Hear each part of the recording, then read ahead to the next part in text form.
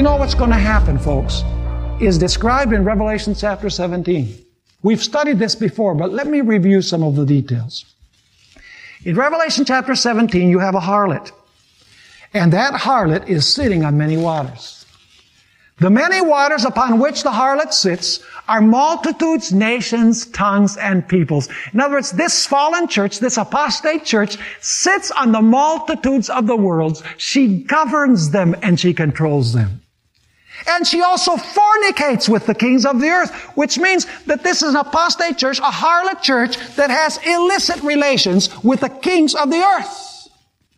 It says there in Revelation 17 that this apostate church is clothed in purple and scarlet. Those are her favorite colors. And she's adorned with gold and silver and with precious stones. And she has a golden cup in her hand, and with the golden cup are found her abominations or her wine. And she gives those false doctrines or abominations to the nations. And the nations drink, and the nations become drunk.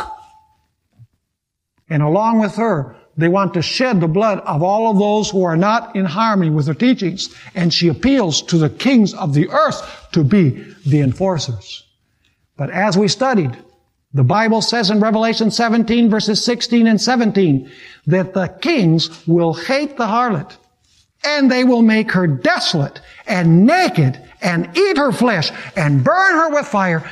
Basically what this is saying is that the political powers with which this apostate church fornicated, the political powers that she used to accomplish her purpose, are going to eventually rise against her to destroy her.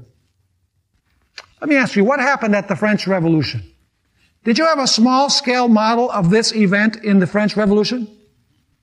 What did this beast, this sea beast, do during the 1260 years?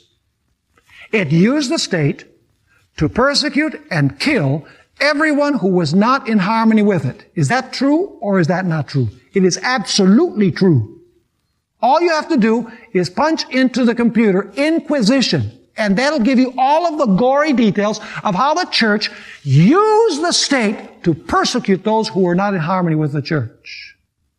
Well, the fact is, folks, that what happened in 1798 is that actually even before, during the French Revolution, the people said, we're not going to put up with this anymore.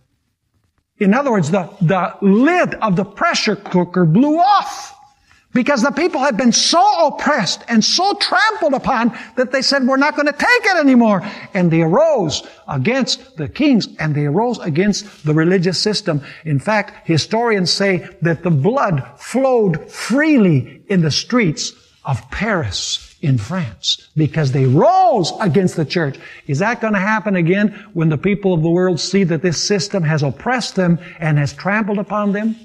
Absolutely. Reckoning day will definitely come.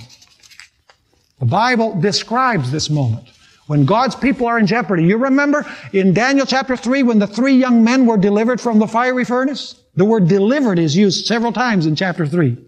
Do you remember when Daniel was delivered from the lion's den? The word delivered is used many times. Those stories are typological. In other words, those stories actually illustrate in small scale model what is going to happen at the end of time. And you say, how is that? Notice Daniel chapter 12 and verse 1. Here is where you have the end time scenario of Daniel in the lion's den and the 3 young men in the fiery furnace. It says in Daniel 12 verse 1, at that time, if you look at the previous verses, it speaks about the king of the north that goes out to kill and slay God's people. It says, at that time, Michael shall stand up, the great prince who stands watch over the sons of your people. And there shall be a time of trouble. Let me ask you, was the time that Daniel spent in the lion's den a time of trouble? Do you think it was a time of trouble for the 3 young men in the fiery furnace? You better believe it.